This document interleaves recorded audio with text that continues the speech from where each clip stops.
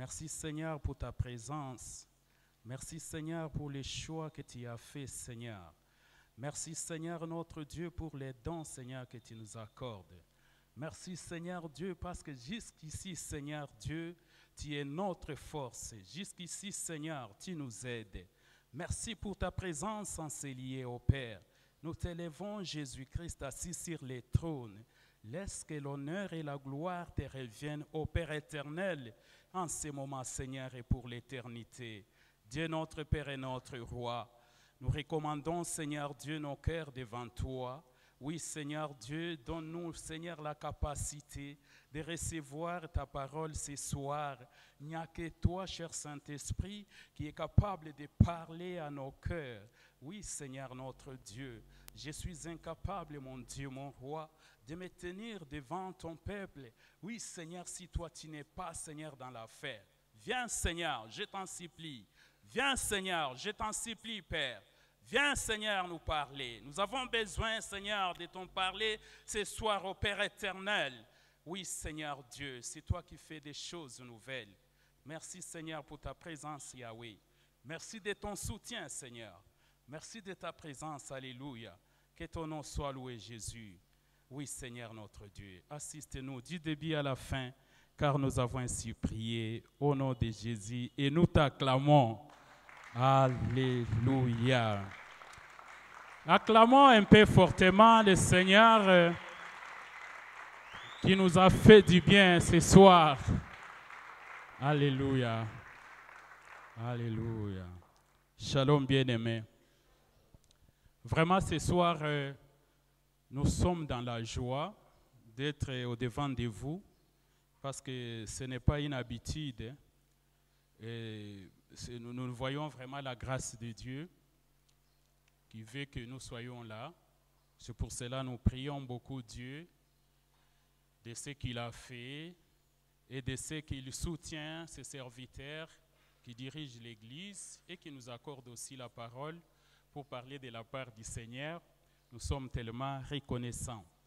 Ce soir, bien-aimés, j'aimerais nous rappeler que nous sommes arrivés au 5e jour de notre jeûne et prière sur Rehoboth. 5e jour. Ça veut dire que nous sommes arrivés à un certain moment où nous allons faire un petit inventaire de comment ça a été la semaine et à quel niveau nous sommes arrivés aujourd'hui pour la première tranche, parce que je vois que c'est en 3 tranches. Alors, chacun d'entre nous doit d'abord s'auto-évaluer, de voir que le Seigneur nous a invités dans la prière, pour les chercher, dans la prière, Rehoboth, pour les chercher. Nous sommes à quel niveau? Je ne veux pas que vous puissiez me répondre. Il n'y a que vous qui allez vraiment répondre à votre cœur. Est-ce que vous êtes au point par rapport à l'objectif pour lequel ce moment nous est accordé? Est-ce que vous sentez que vous êtes dans les bons élans que le Seigneur admire, ou bien il y a encore des efforts à conjuguer? Ce n'est pas un moment où nous devons entrer maintenant dans la paresse et surtout dans la distraction. Nous devons comprendre que nous devons encore lutter jusqu'à la fin. J'aimerais vous inviter vraiment à vous réveiller spirituellement pour faire vraiment ces petits contrôles dans notre vie. Le Seigneur est vivant, il est la source de tout. Quand il nous invite pour être dans sa présence, c'est pour un objectif. Et cet objectif ne vient pas au hasard. Ce n'est pas un rendez-vous manqué ici, bien-aimés.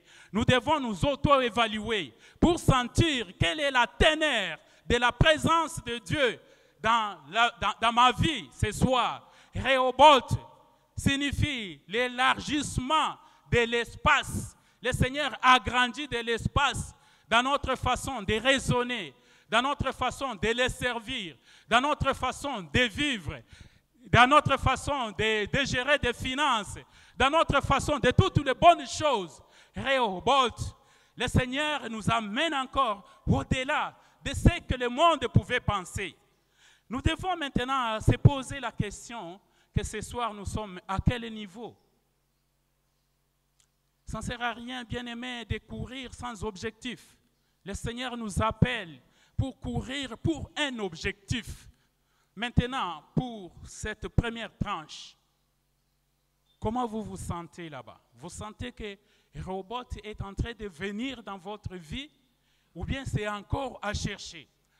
Voilà pourquoi j'aimerais que le Seigneur puisse encore nous parler ce soir afin que nous puissions encore revenir dans la prière. Nous allons ouvrir la Bible pour lire notre texte de base. Nous sommes en Genèse 26. Aujourd'hui, nous allons lire les versets 9, 10, 11 et 12. Nous allons nous arrêter par là. Alors, si vous êtes déjà là, nous lisons. Genèse 26, 9. Abimelech fit appeler Isaac et dit, « Certainement, c'est ta femme.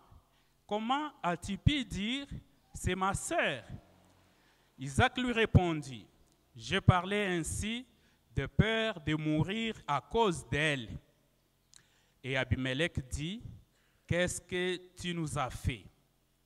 Peu s'en est fallu que quelqu'un du peuple n'ait couché avec la femme et tu nous aurais rendus coupables. » 11. Alors Abimelech fit cette ordonnance pour tous les peuples. Celui qui touchera à cet homme ou à sa femme sera mis à mort. Isaac s'aima dans ces pays et il recueillit cette année les centuples, car l'Éternel les bénit. C'est la parole du Seigneur.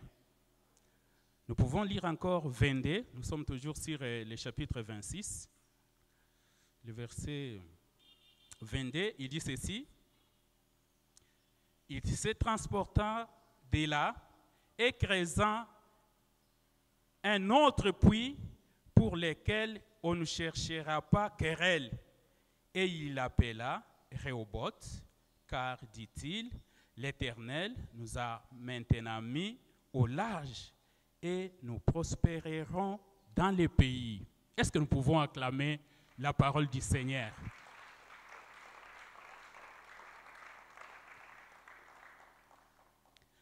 Merci pour vos acclamations. Bien-aimés, ce soir, nous allons partager sur le sous-thème intitulé « Sois sans crainte, tu ne chancelleras pas. » Sois sans crainte, tu ne chancelleras pas. Ça veut dire que ce sujet que nous avons ce soir, ce sous-thème, je suis monté ici, c'est pour encourager quelqu'un. Parce que quand nous disons qu'il soit sans crainte, nous comprenons que c'est quelqu'un qui a déjà la crainte de quelque chose. C'est quelqu'un qui est découragé. C'est quelqu'un qui n'a plus de force. C'est quelqu'un qui n'est plus motivé.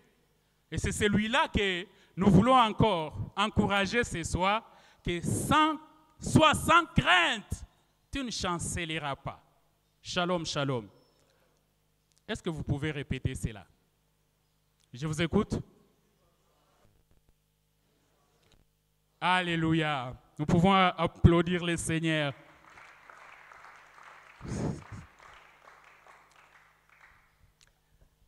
Oui, bien-aimé, hier soir, l'orateur qui était ici nous a parlé aussi de la peur.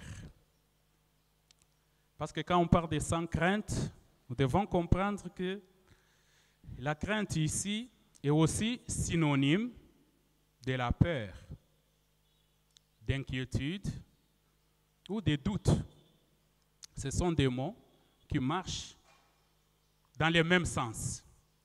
Si aujourd'hui, la Bible nous encourage de ne pas d'être sans crainte, ça veut dire nous devons éviter la peur. La peur, c'est quoi? Et la peur de qui? Comment nous pouvons définir la peur? La peur, nous pouvons la définir comme une émotion ressentie en présence d'un danger ou d'une menace. Quand il y a un danger ou une menace, alors les réflexes qui arrivent à ces moments-là, c'est la peur. Mais ce soir, le Seigneur nous dit de ne pas avoir peur. Nous devons être sans crainte. Nous devons être sans crainte. Je suis sans crainte parce que je ne chancellerai pas. Tout celui qui a connu Jésus-Christ, il a des promesses en lui. Et la promesse la plus importante qui est dans la fidélité de Dieu, le Seigneur dit que je serai avec toi jusqu'à la fin du monde. Le Seigneur sera toujours avec nous, même si les déserts se dessinent devant nous, même si des problèmes graves, même si la mort des menaces, même si l'échec est là, même si le découragement est là, n'oublions pas la promesse de Dieu d'être avec nous. C'est Dieu est fidèle. Et c'est pour cela qu'il nous encourage. Que soyez sans crainte. Je ne sais pas quelle est la crainte que tu as dans le cœur ce soir. Quelle est la crainte que tu as? Rehoboth, le Seigneur nous a mis au large. Ça veut dire quoi? C'est-à-dire nous devons quitter la médiocrité, si nous devons dire comme ça, vers l'excellence avec le Seigneur. C'est ça l'idée de Rehoboth. Nous voyons que Isaac, il n'est pas resté seulement à s'acharner avec les puits que son père Abraham avait laissés, qui causaient querelle avec son entourage, qui venait encore réemblayer ces puits-là pour que ça ne puisse pas encore donner de l'eau pire. Il en a creusé autant jusqu'au moment où il est arrivé à un certain moment où il creuse un autre puits. Et ce puits-là ne lui a pas attiré des querelles, des problèmes. Il a un nouveau puits. Il a une nouvelle source de ravitaillement. Et cette fois-là, je dis maintenant, le Seigneur nous a mis au large. Ça veut dire que l'esprit qui est derrière Rehoboth, notre façon de servir Dieu doit changer. Nous ne pouvons pas rester la même. Nous devons faire le succès avec le Seigneur. J'étais paresseux dans l'œuvre. Mais maintenant, le Seigneur m'appelle de faire plus que cela. Voilà le sens de Rehoboth. J'étais toujours hésitant pour m'engager pour l'œuvre de Dieu. Maintenant, le Seigneur me demande de prendre le courage. De prendre le courage, une décision pour devenir enfant de Dieu. Longtemps, j'ai servi comme esclave du péché. Et maintenant que je rencontre le Seigneur, une vie nouvelle commence. Voilà l'essence de Rehoboth. C'est pour cela que quand nous prions, nous devons toujours voir si les effets de Rehoboth sont manifestes déjà dans notre vie. Nous devons toujours nous examiner. Si nous arrivons que la pression n'est pas encore montée, jusqu'au point que le Seigneur nous appelle aujourd'hui dans cette grande invitation, nous devons encore percer, nous devons persévérer.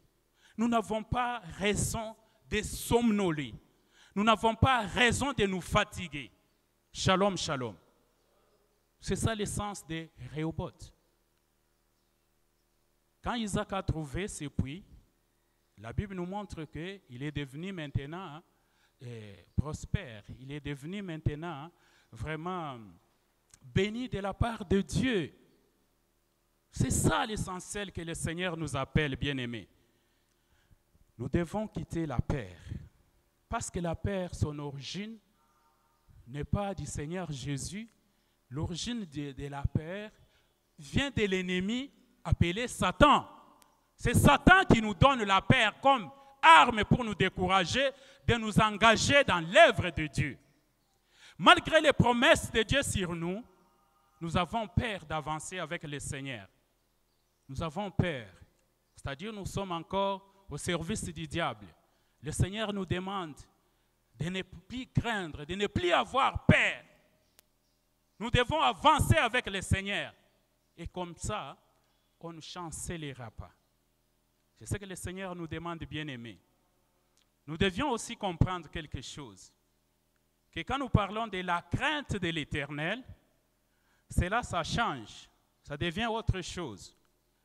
La crainte de l'Éternel n'est pas la peur que nous devons avoir pour Dieu, ni pour ses serviteurs.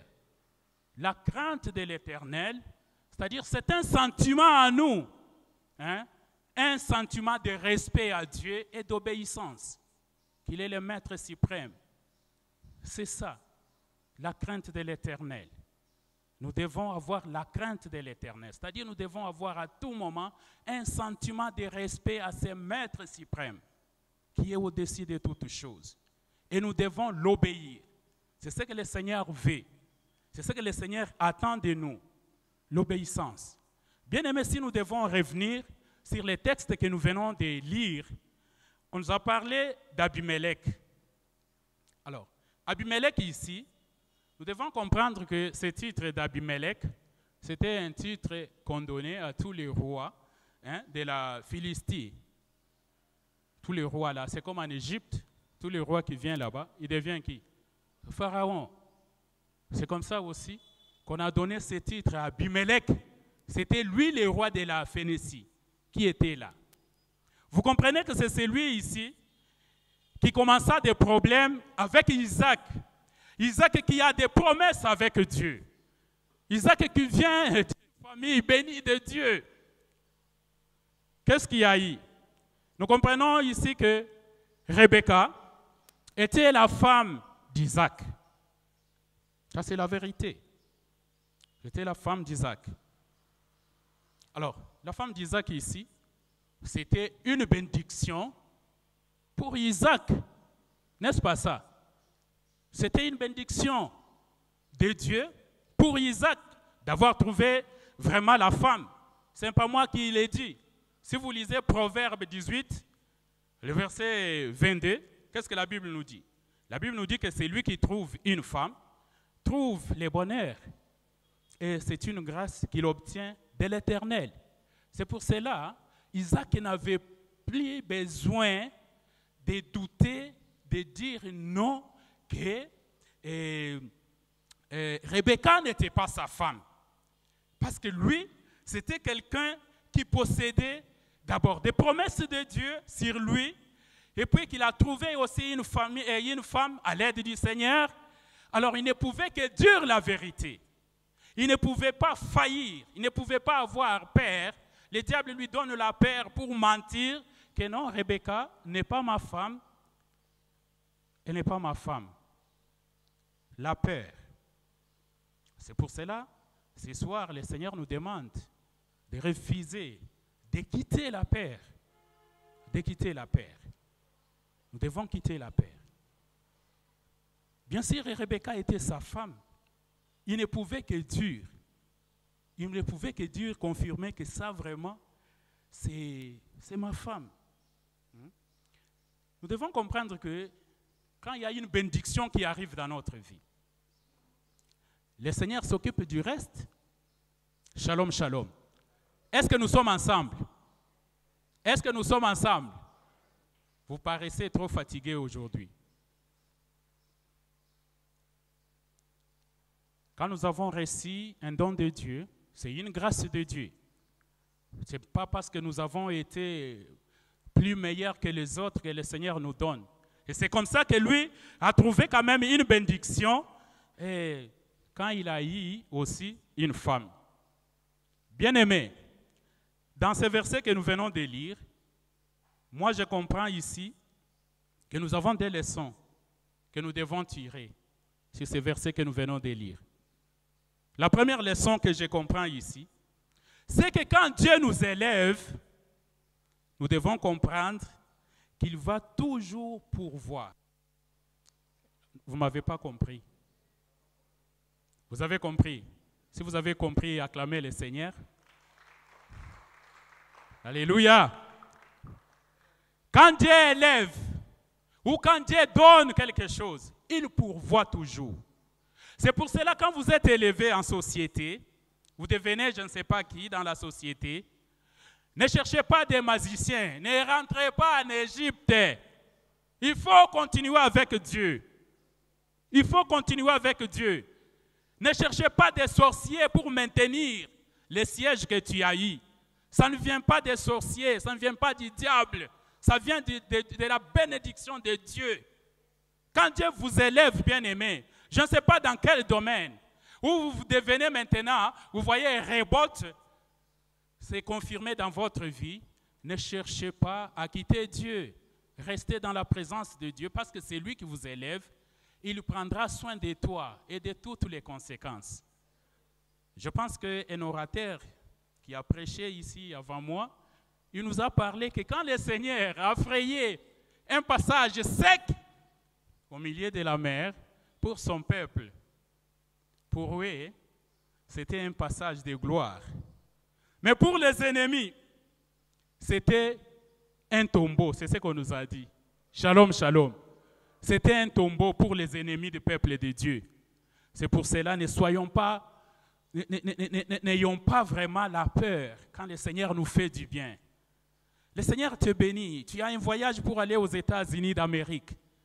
Mais passez quand même une action de grâce. Parce que tu ne sais pas combien de gens prient aussi pour que le Seigneur se manifeste dans ta vie, pour que tu saches que Dieu existe.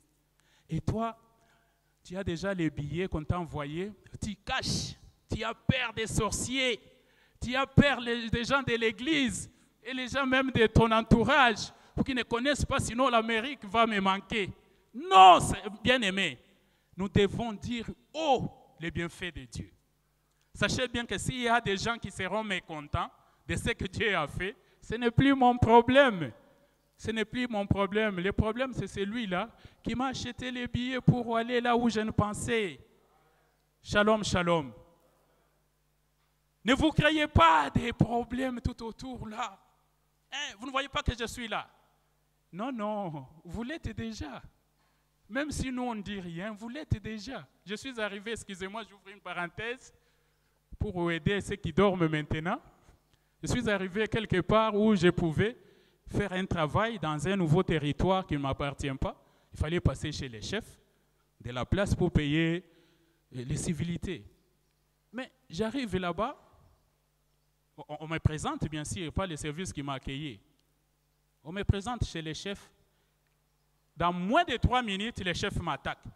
Mais toi là, tu me salues ou pas? Tu ne sais pas que je suis chef. C'est moi qui suis... Non, je parle de lui. Pourquoi il ne me salue ou pas? Il vient, il me regarde comme ça. Il veut que moi, je le salue au premier. Dans moins de 2 minutes, imaginez-vous, vous êtes nouveau, on vous amène dans un nouveau. Mais je sais déjà que vous êtes chef. Et c'est pour cela que je suis venu. Hein? Même si je ne vous saluais pas, vous êtes chef, je suis chez toi. Shalom, shalom. Ne créez pas de problèmes. C'est la première leçon que le Seigneur nous donne. Quand il nous élève, ne cachons pas la gloire de Dieu pour rentrer encore en Égypte, pour chercher des problèmes, pour chercher les péchés. Ne cherchez pas 2e bureau, 3e bureau, parce que le Seigneur a multiplié la force de la poche. Et maintenant, la bière que tu ne prenais pas, c'est l'occasion. Ce n'est pas ça l'essence de Rehoboth. Shalom, shalom. C'est la première leçon, parce que le Seigneur fait des choses et il en fera encore plus. Ce n'est pas pour rien que nous sommes ici. Il en fera encore plus. La deuxième leçon que nous tirons dans ça, nous devons comprendre que celui qui touche à un oint de Dieu ou un privilégié du Christ, hein, là, il ouvre maintenant la bataille contre Dieu. Vous avez compris? Ah, là, comme vous voulez créer des problèmes au oint de Dieu, vous êtes triste. Si vous n'êtes pas triste, acclamez le Seigneur.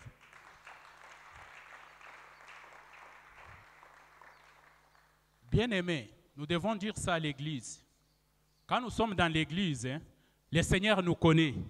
Il connaît tout ce qui lui appartient. Vous comprenez ça?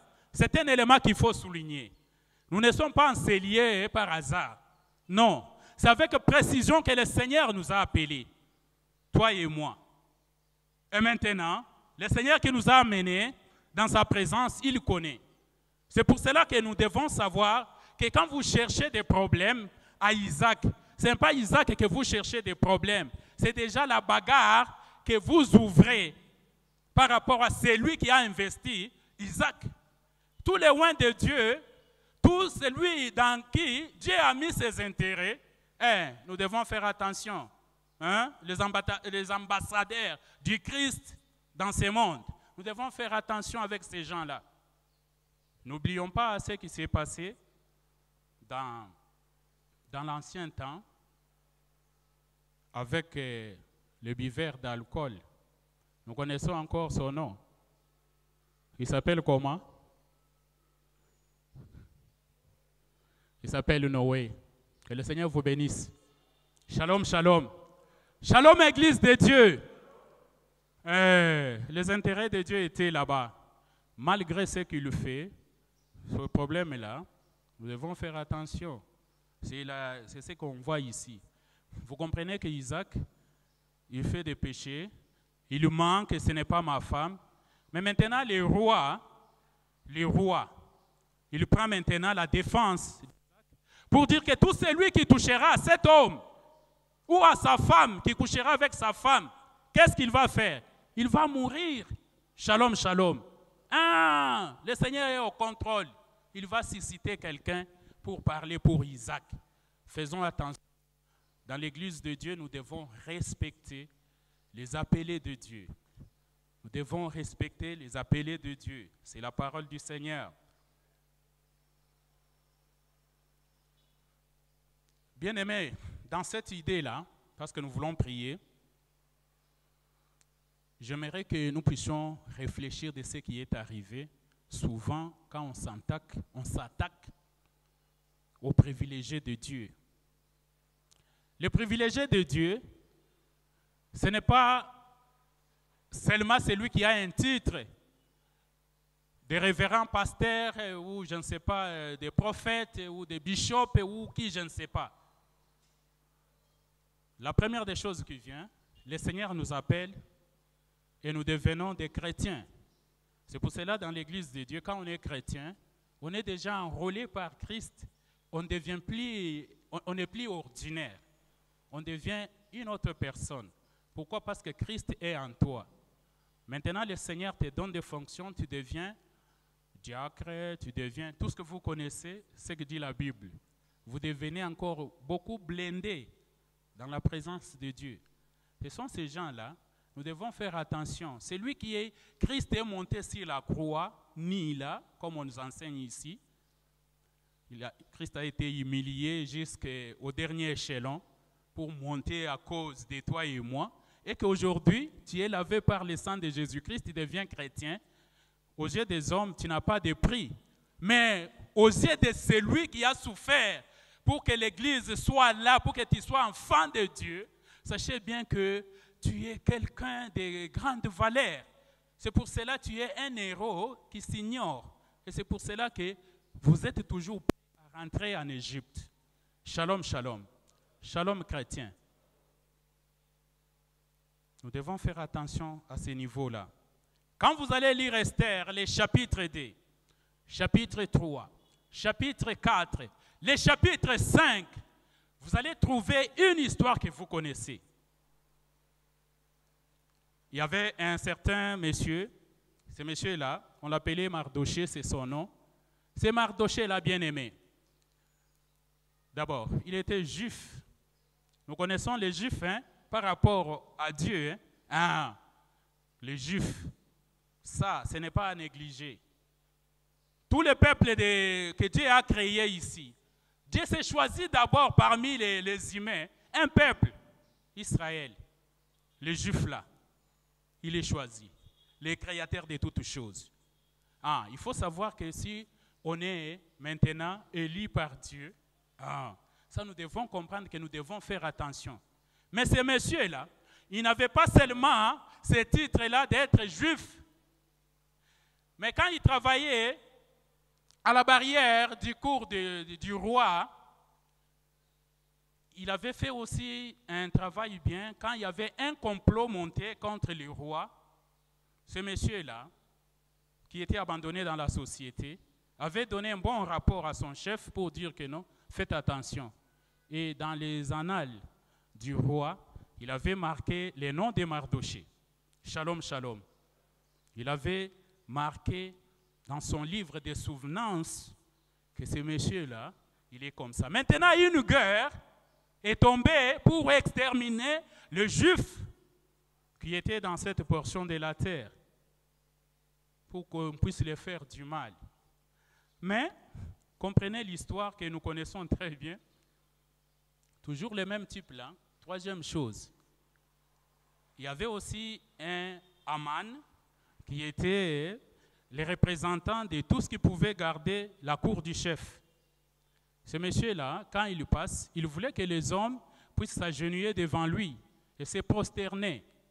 Ce juif-là, malgré en terre d'autrui, il n'a pas vraiment oublié son identité. Il n'est pas allé en Égypte. Qu'est-ce qu'il a fait? Il a dit, niet, moi je ne peux pas me prosterner devant une créature.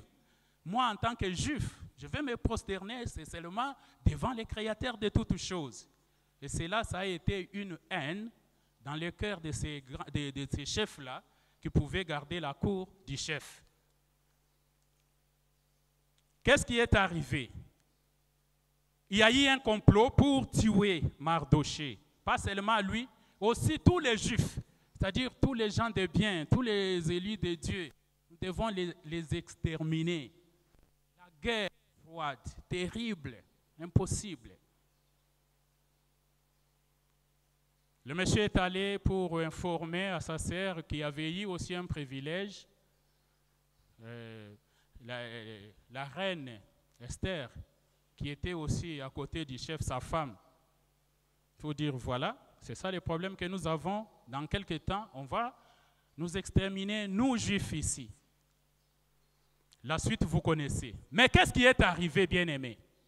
Nous comprenons que le monsieur là, Aman, il avait déjà parce que comme il y a beaucoup de chapitres, je vous épargne de tous les détails parce que nous voulons prier. Nous sommes dans la leçon qui dit que nous devons faire attention aux oins de Dieu, aux intérêts de Dieu. Nous devons faire attention à l'Église de Dieu. Qu'est-ce qui arrive? Aman va faire un poteau pour chercher qu'on puisse pendre ces petits juifs ici. Voilà, le Seigneur intervient. Après une longue prière, jeûne et prière. C'est pour cela que quand nous venons ici pour jeûner et prier, peut-être nous ne nous rendons pas compte de ce que le Seigneur fait dans notre vie. C'est pour cela que je vous invite, bien-aimés, ne venez pas en s'élier en distraction. Nous sommes dans un champ de bataille où nous attirons vraiment la bénédiction de Dieu, les victoires de Dieu, les bienfaits de Dieu. Nous ne pouvons pas venir ici pour contempler la beauté de notre temple avec des tôles. Ce n'est pas important.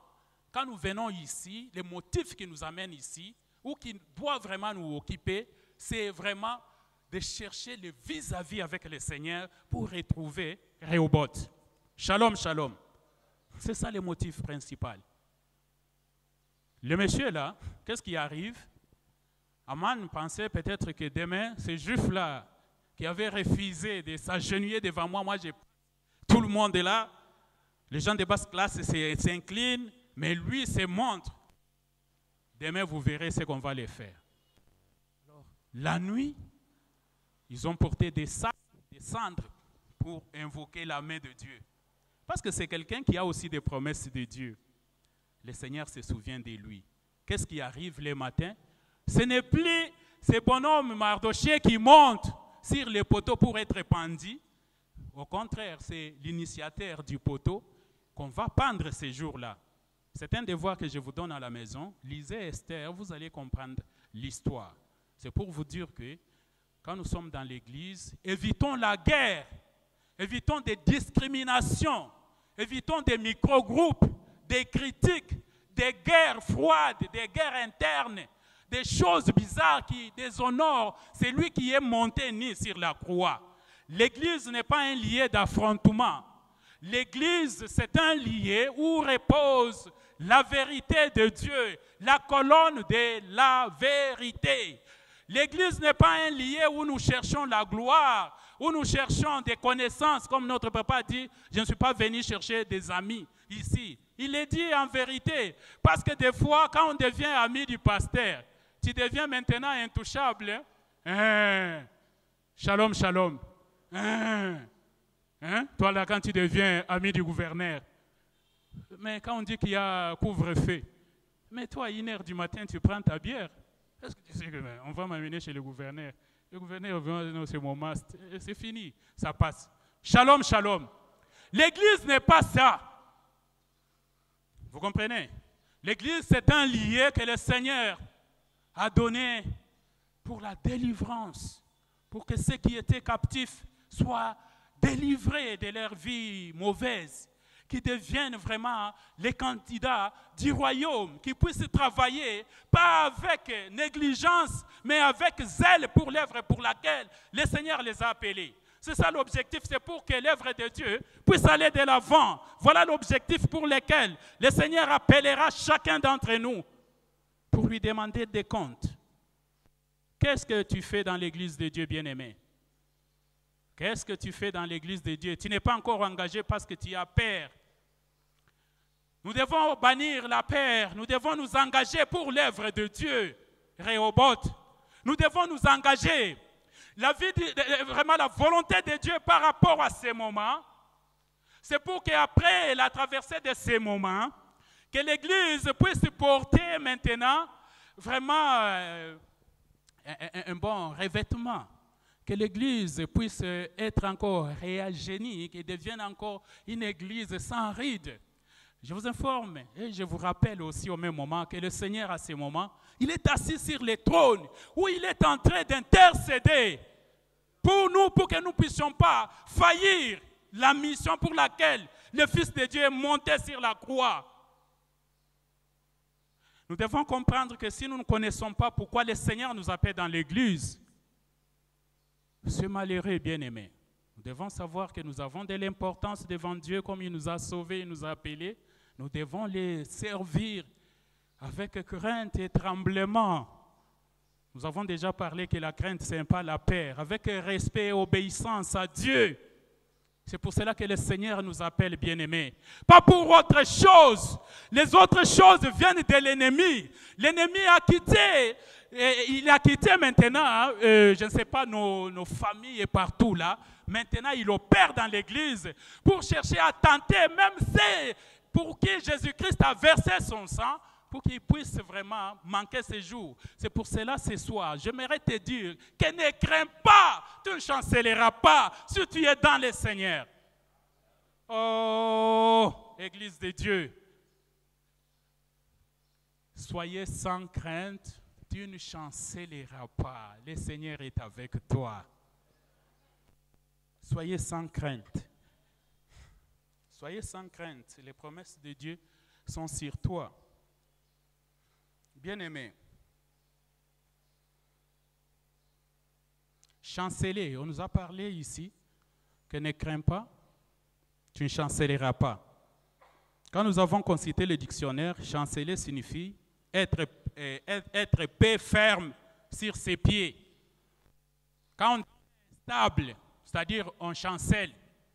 Quand on n'est plus équilibré, on est déséquilibré. Soit dans la foi chrétienne, soit dans la sainteté, soit dans la crainte de Dieu, soit dans la communion fraternelle, soit dans la vie de prière. Là, on est en train de chanceler. Mais celui qui a ses bases sur Christ, il ne chancellera pas. Parce qu'il y a quelqu'un qui est assis sur le trône, qui prie pour qu'il ne puisse pas vaciller. Église, vous me suivez? Shalom, shalom. Shalom, shalom. C'est pour cela, n'oublions pas les promesses de Dieu sur nous.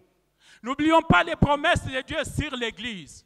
Même s'il y a des complots, même s'il y a la guerre pour détruire l'Église de Dieu, si l'Église porte vraiment la vie de Dieu, il n'y aura pas quelque chose, l'Église sera là parce qu'il a dit que les forces du mal ne prévaudront pas sur l'Église. L'Église, c'est toi, c'est moi. Vous ne dites même pas Amen parce que, je ne sais pas, parce que vous n'êtes pas à Église ou vous n'êtes pas dans l'Église. Hey, shalom, shalom. Oh, Je parle de toi, Église. Je ne parle pas de Tchartar ici, je ne parle pas de Mire, Église. C'est vous. Vous êtes précieux devant Dieu. Il a payé les prix. Hein? La Bible nous dit que le châtiment qui nous donne la paix est tombé sur cet homme que nous parlons, Jésus-Christ. Et c'est pour cela que nous sommes dans la paix. On ne chancellera pas. Les gens prendront des complots, des problèmes. Sachez bien que quand vous êtes en Christ, ancré en Christ, rien ne viendra pas si le Seigneur n'a pas autorisé. Faisons attention. Rien ne viendra pas du mal si tu es déjà un privilégié de Dieu. Si le Seigneur t'a déjà scellé. Si le Seigneur attend qu'un jour, au son de la trompette, que tu puisses monter pour le voir et pour être tel qu'il est. Parce que la Bible nous dit que nous connaissons jusqu'ici en partie. Mais quand nous le verrons, nous serons comme il est. Amen, amen. C'est très important que nous devons comprendre ces choses. Tu ne chancelleras pas, Église de Dieu. Quand tu es basé sur la parole de Dieu, tu dois savoir que vraiment, tu ne chancelleras pas. Qu'est-ce qu'on doit faire? Qu'est-ce qu'on doit faire? Parce que nous voulons prier. Que faire pour ne pas chanceler? Que faire pour ne pas chanceler? Que faire pour ne pas déséquilibrer dans la marche avec le Seigneur? Qu'est-ce que nous devons faire? Quelle est la conduite à tenir pour ne pas vaciller, pour ne pas tomber à tout moment? À tout moment, quand le thermomètre du Seigneur tombe sur la borne salon, on trouve tout le monde cadavre. Aucun n'est debout devant Dieu. Qu'est-ce que nous devons faire aux yeux de Dieu pour tenir ces jours-là fermes? Qu'est-ce que nous devons faire? Lisons la Bible. Ouvrons la Bible. Ephésiens 6, 11.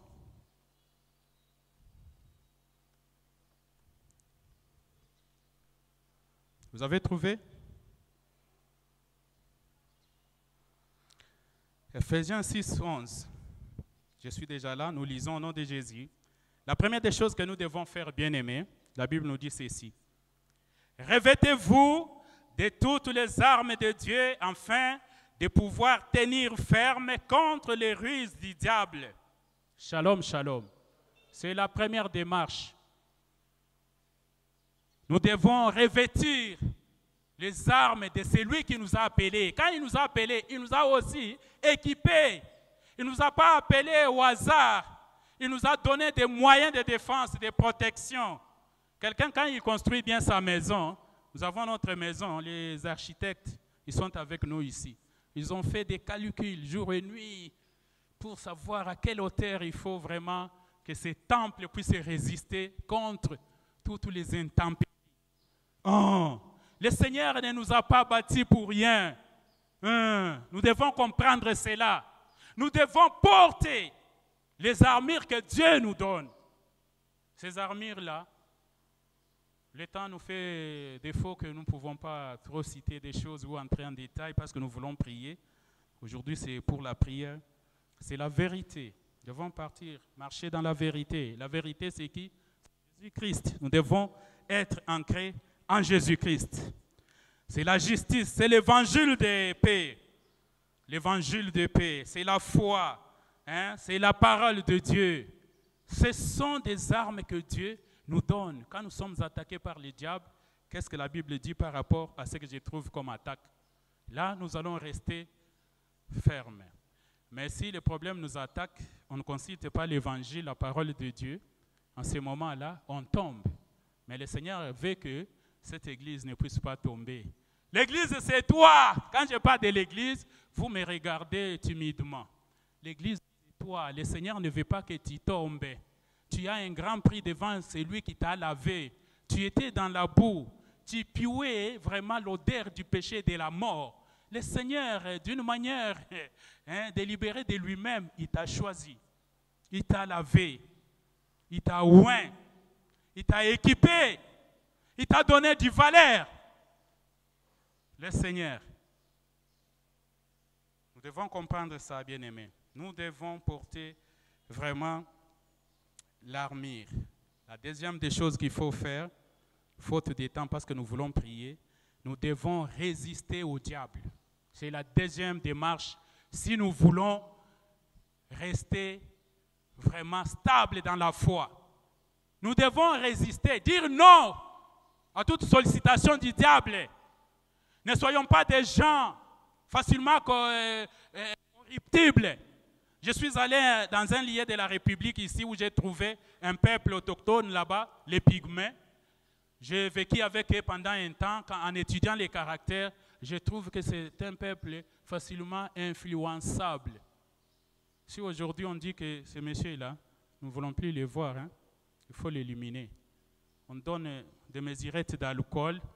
La nuit, les Pygmées sont là, unis pour te combattre, pour t'éliminer. Tu n'es pas là. Shalom, shalom. Tu es parti. Nous devons refuser, résister au diable. Résister. Nous devons résister, refuser les sollicitations du diable. Ton cœur est témoin. Un papa sage, paix à son âme, me disait quand j'étais jeune que, patient, tu dois comprendre que le cœur est comme une chèvre, qu'il faut savoir comment les lier. Si tu ne sais pas lier ton cœur, alors là, tu es sans frein. Devant le diable, c'est ça. Il vient avec des bonnes idées pour te dire. Mais ce qui est derrière son idée, c'est pour t'enlever dans la direction de Dieu. Nous devons résister aux caprices, à la malice du diable. Et le Seigneur nous a donné ce pouvoir de résister au mal. Ce n'est pas pour rien que le Fils de Dieu est monté sur la croix. C'est pour que nous soyons délivrés. De quoi? De la mort, du péché. Mais pourquoi aujourd'hui nous pouvons encore être dans l'église de Dieu, mais dominés encore par les péchés? Non, église de Dieu, ne crains pas. Tu ne chancelleras pas. Quand tu vas rester dans la vérité, sachez bien que tu ne chancelleras pas. Au son de la trompette, tu vas rencontrer le Seigneur des Seigneurs. Qui a un objectif de rencontrer le Seigneur bien-aimé? Qui est prêt? Voilà ma question ce soir. Nous sommes dans jeûne et prière. Ça veut dire que nous nous sommes bien préparés. Peut-être toi, tu n'as pas encore compris que le jeûne et prière, c'est quoi? Le jeûne et prière, ce n'est pas des formalités ou un culte de formalisme. Non! Le jeûne et prière, c'est d'abord arrangé. Moi, ici, j'ai un problème avec mon pasteur sur quel point? Le pasteur aussi regarde. Avec Abilo ici, j'ai quel problème avec lui? Nous réparons. Et à genoux, nous prions Dieu. Et le Seigneur fait des grandes choses. C'est ça les jeûnes. Mais si nous sommes dans les jeûnes, les décisions que nous avons pour faire du mal, ça y est toujours. Les plans mauvais de détruire, de faire, de ceci ou cela, ça y est toujours. Nous devons savoir que ce jeûne n'a pas de prix devant Dieu. La Bible nous montre que ce n'est pas la façon de crier, de prendre des positions, de prier en marchant, de s'agenouiller, de transpirer, de gesticuler, qui fait aussi un problème devant Dieu. Non, le problème c'est l'état du cœur. Nous devons nous préparer, bien aimés. Dans l'Ancien Testament, quand le peuple doit rencontrer Dieu, vous devez d'abord vous préparer, parce que Dieu, c'est un fait dévorant. Si vous rencontrez Dieu comme vous voulez, vous allez rencontrer la colère de Dieu. Se préparer, ça veut dire quand nous jeûnons, ça veut dire nous nous humilions devant Dieu. Seigneur, je ne vais pas marcher selon l'orgueil de mon cœur. Où est-ce que j'étais offensé? Qu'est-ce que j'ai offensé à quelqu'un? Qu'est-ce que j'avais promis pour faire pour ton œuvre que je n'ai pas encore accompli? Seigneur, aide-moi. Seigneur, dans ma vie, qui j'ai un problème? Seigneur, qu'est-ce que je n'ai pas encore fait pour toi? Tu t'examines. Voilà, c'est que quand tu commences à t'agenouiller pour prier, Rehoboth vient avec force et tu grandis, la vie va changer. Isaac n'est plus revenu sur les puits querellaises là, il est resté scotier sur les nouveaux puits. Nous pouvons nous tenir debout, nous voulons prier. Bien-aimés, la Bible nous dit que dans les derniers temps, la foi de beaucoup de gens va faire comment? Va chanceler, merci papa. La foi de plusieurs, comme nous sommes dans cette assemblée, dans ces jours où nous sommes, avec toutes les sollicitations du diable, la foi de beaucoup de gens restera seulement par impression, pour impressionner les gens qui nous connaissent. Mais devant la sainteté de Dieu, nous sommes déjà loin avec la sainteté de Dieu. C'est pour cela que j'aimerais que nous puissions fermer les yeux, parce que nous voulons reprendre la prière. Qu'est-ce que nous voulons prier? Nous voulons prier pour que le Seigneur puisse se fortifier ma foi. Tu connais ta foi, bien-aimé.